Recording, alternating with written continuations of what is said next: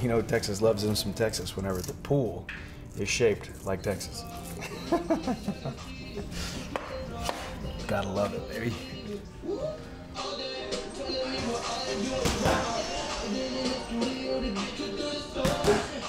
I arrived like 2, 3 o'clock, something like that, and it's kind of funny because the COVID testing here is really fast. I've been through like 85 of them, and we just did a first little session, little sweat session. But it's never really little with Michael. It's always hard, so that was good. We were just talking because Canelo just fought last week, and when you watch Canelo, he just throws boom, boom, two-shot combinations, 3-shot combinations as hard as he possibly can, perfectly balanced, extremely hard. It's a lot of the same stuff that we do.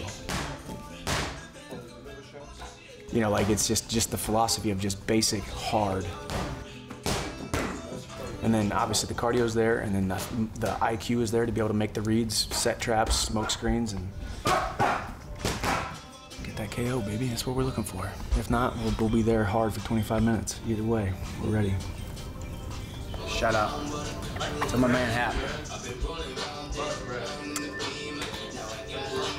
Daddy's coming home with the belt.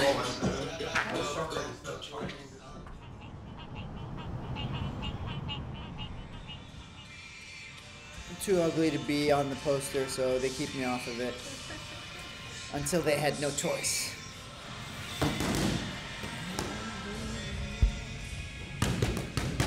I record Benny so that he can watch himself and then kind of see if he's improving.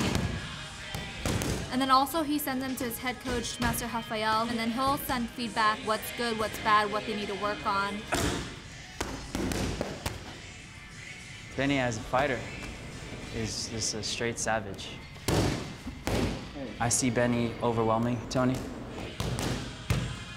I think technically in all aspects of the game, he's much better.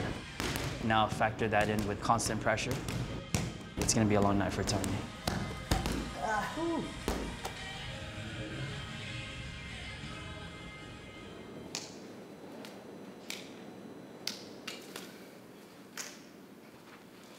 Duas passadas para dentro, isso, duas passadas com o jab. Sempre que for dar o jab, isso, passando, entrando, o jab, entrando. Na verdade, a Chooking ela tem um estilo de ganhar por pontos, né? Então ela cresce no final do round, do primeiro, do segundo, do terceiro, para os árbitros verem aquela vitória ali no finalzinho e ficar na memória aquele final do round. Então ela sabe jogar esse jogo. Não é à toa que ela é top 2 ali, que já meio que ganhou de quase todo mundo na categoria. Trabalha as duas entradas descendo o nível, das duas passadas como se fosse entrar na cabeça dele, no jabs, só que você só desce, descendo. Então a gente teve que atravessar o entendimento desse estilo para poder trabalhar a Vivi, para ela entender qual que é o caminho para ela não se frustrar na hora da luta. O jab entrando com duas passadas é a queda. Sempre entrando com duas passadas quando quiser entrar nele. Aí! Essa com certeza é a luta mais importante da minha carreira, né? Então eu tô indo muito bem preparada aí. Aí, mesma coisa.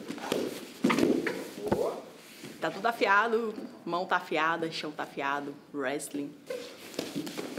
A gente estudou muito a Kathleen, a gente sabe o caminho ali da vitória, então é escutar os corners ali na hora da luta e seguir a estratégia que a gente vai sair com a vitória.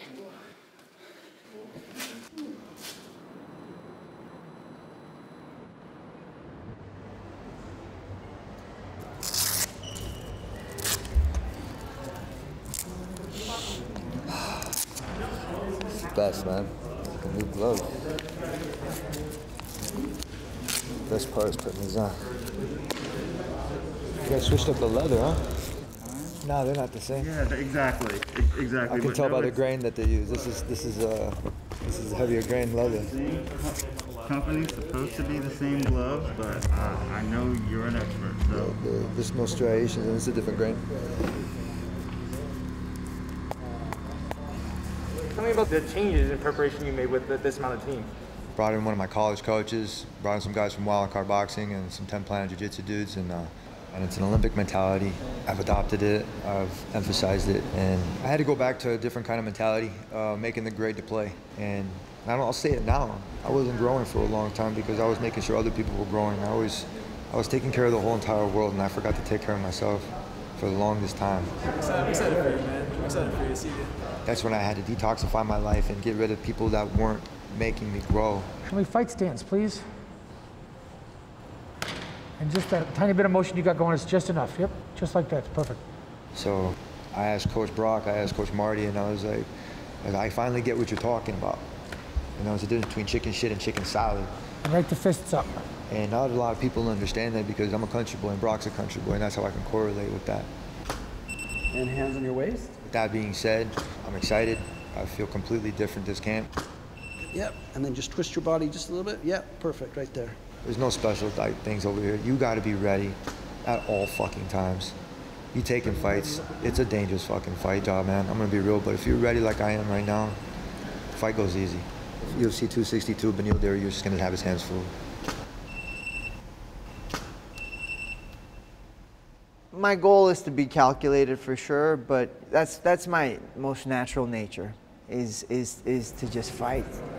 The difference between them and I is they were bred for this while I was born for it. I never realized I had so much chest hair, and I'm constantly staring at it. It's definitely weird. Yeah, I just scribble anyway, it's not a big deal. This week, I'm supporting my sister.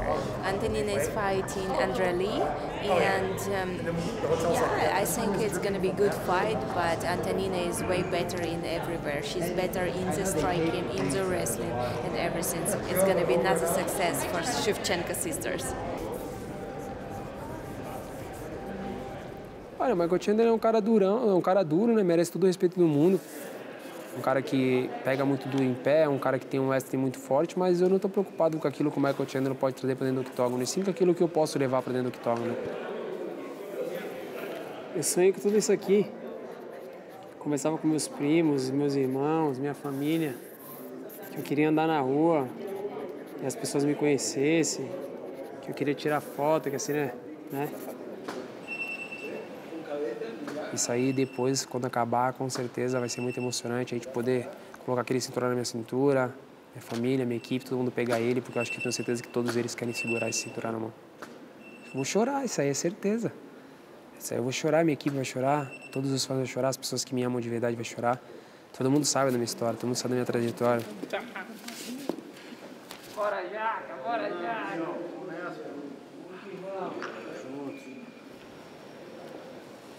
Eu tô feliz, como aquilo que eu falei, eu tô feliz com a luta. Eu respeito ele como eu respeito qualquer outro cara, mas é o meu momento, é a minha hora, chegou, a gente vai ser campeão do UFC, né? E ele chegou no momento errado. What's that? All right. Brett Okamoto reporting from Houston, UFC 262, and I am joined by half of the lightweight championship fight, Michael Chandler. You are days away from a UFC title fight. How are you feeling? I feel great. You know, when you get an opportunity like this, you kind of reflect. You know, I dedicated my life to athletics, hand-to-hand combat, and wrestling since 13 years old, and now this is the epitome. This is the opportunity that I've always wanted. I never quite knew if it was going to happen many times. Thank God it did, and now here we are. You've been respectful of Charles, but you've also said that you've seen him break. So when you have a guy like that, is there an opportunity to kind of win the fight before the fight starts and get in his head a little bit? You can't teach quit, and you can't teach not quit. It's part of your DNA. You can get better at it, but that breaking point is still in there. Can I get a picture with you? Is that great? And at some point, there's going to be a moment where he gets to choose, do I keep moving forward, or do I just say fighting for the title was enough for me? I don't need to be champion. For me, that moment will never come. I'm on a mission, and it's going to be a lot of fun and a lot of entertainment. Waited 13 years to get my face on a poster like this.